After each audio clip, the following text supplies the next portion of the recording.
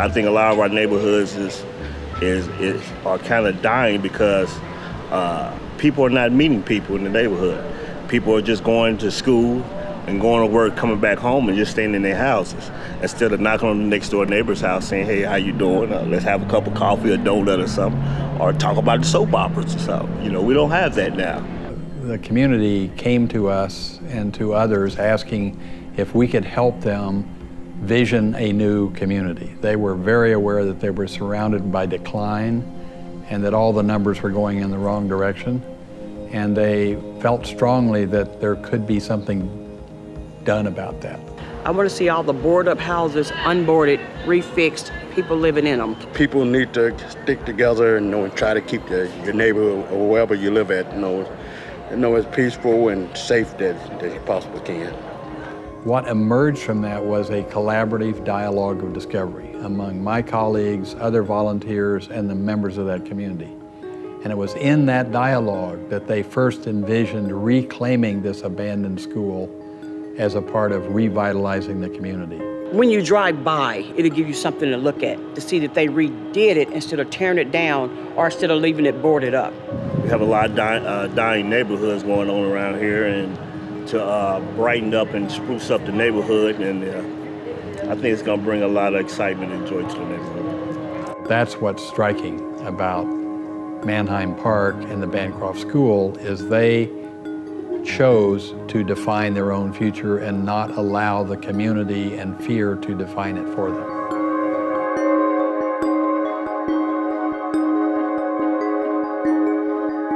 The Bancroft School Apartments is a development in the Green Impact Zone of Kansas City, which is an area that was blighted and is receiving a lot of attention right now, in which we as a city are investing a lot of money and time and effort into the infrastructure and improvement of a neighborhood that really needs some help.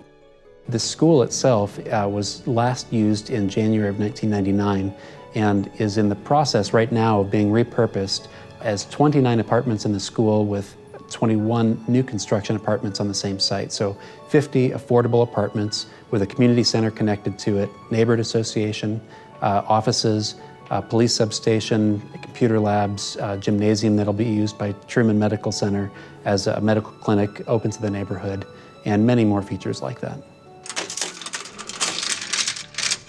So when a school goes dark, it kind of sucks the life out of a community.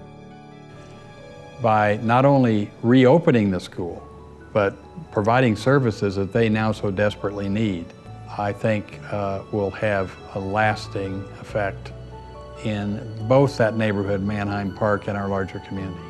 There is a way to spend money that induces dependency, and especially for low-income folks. But there's also a way to spend money that creates empowerment. This project has uplifted humanity by not inducing dependency, but creating empowerment, and that's powerful.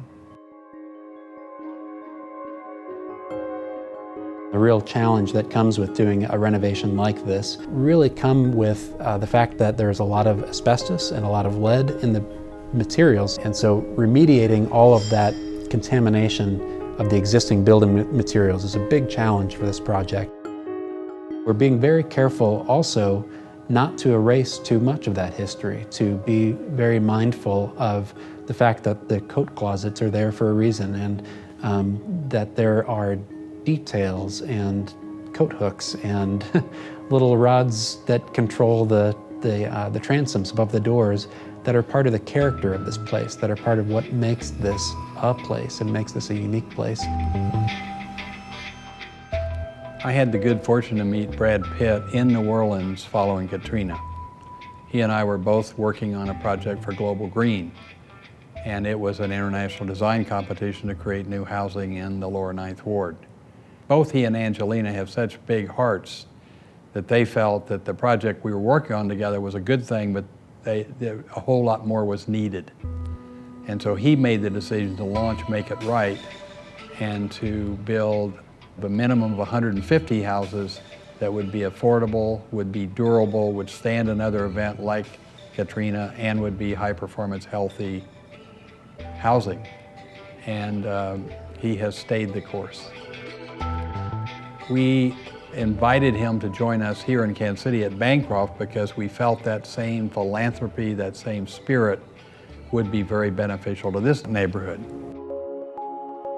Some of the factors I think that really facilitate the developing of these relationships is really building that trust. With every community meeting that we had, there was barbecue involved. That's a Kansas City staple. And really gathering around the table together, sharing food together, it just builds a relationship, it builds trust, it helps keep the dialogue open. Building trust with diverse cultures involves listening, because the answer is in the room. I believe that process helped this community understand that we can't have everything we want down here, but we're going to get the best for the community here. And so if our architects tell us structurally we can't do this, or from a design perspective this can't be done, then we're going to trust that. One thing that I've learned is that community engagement and working with people from the community is always a messy process. Absolutely. But it's a really good process, and no one knows as much as everyone. And really, when everybody's ideas are taken into account and distilled into something that's meaningful, the outcome is always better. We've had the great good fortune to work in a lot of communities in extreme situations. At this point, 12 communities in post-disaster environments. So we've seen a lot. And I have found, and Bancroft and Manheim Park, the neighborhood around it, really benefit from this unique collaboration among all of the stakeholders in that community and all the consultants and city officials who have come together to find a common solution. In the end, it is all about the quality of those relationships.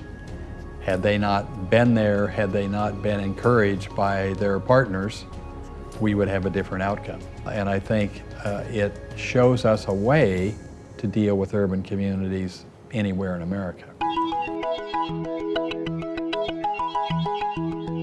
I love this work, and I love working on a project like this one where there are so many other people at the table who care so deeply about making that love built into the walls of the place around them, to make that compassion for humanity just a part of the background of where people are going to live. It restores our faith in human nature, I think, to see this kind of a collaboration.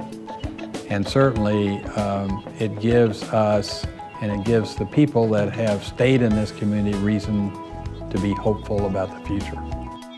I'd like to see the housing in place. I'd like to see the whole area in every direction around this building revitalized, which I think can spur so much more development. It takes just a spark, and from that, many other sparks will come along.